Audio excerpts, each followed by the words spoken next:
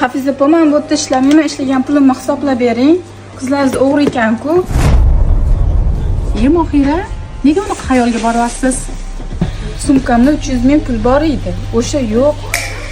Yo'qoldi degani, qizlar oldi degani emas, Mohira. Aynan o'z ko'zlaringiz bilan ko'rdingizmi u kim olganini? Ha, ana Iroda opa kosmetik zakaz qildi bugun. Nozimang Ezazim brenddan kiyim zakaz qildi. Men bu o'g'ri qizlaringiz bilan umuman ishlamayman. Ishlagan pulimni hisoblab bering. Mayli, qaroringiz qat'iy bo'lsa, siz aytgandek bo'la qolsin, xo'p?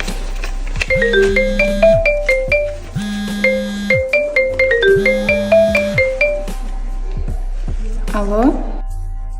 Alo qizim, ertalab ishga ketayotganimda uxlab yotgan ekansan. Rosa zaril bo'g'otuvdi, o'shaning uchun sumkamdan 300 ming pul olgan edim.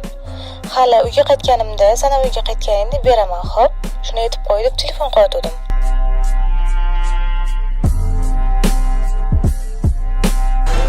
Oxirini tugatmaymanmi? Kim tikdi bu ishni? Choqlar tirishib yotibdi-yu. Men tikdim, yaxshilab dazmol qilsa tekis bo'lib ketadi. Voy, tavba. Zamokka kim qo'ygan? To'lqinlanib yotibdi. Men tikkanman, dazmolda to'g'ri bo'lib ketadi-ku. Tavba. Voy, bu ishli kimning ishi? Bir oyog'i uzun, bir oyog'i kalta-ku. Yangi qiz tikdi mana shularni hammasini. Voy bu. Men tikdim, tortib dazmol qilsa bir xil bo'lib ketadi.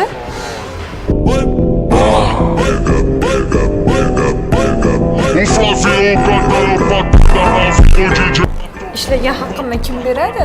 Halol ishdan topgan haqqimni so'rayapman. Mana, o'z tikkan ishlaringiz tortib dazmol qilib, tekis bo'lib ketadi.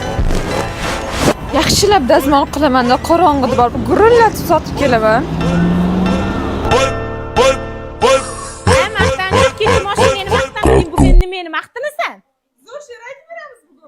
Qizlar, boshlaylar. Ko'rganlar qilsin havas. Kasb havas bo'lsin, dardmas. Aytgan kuniga bitishi shart emas.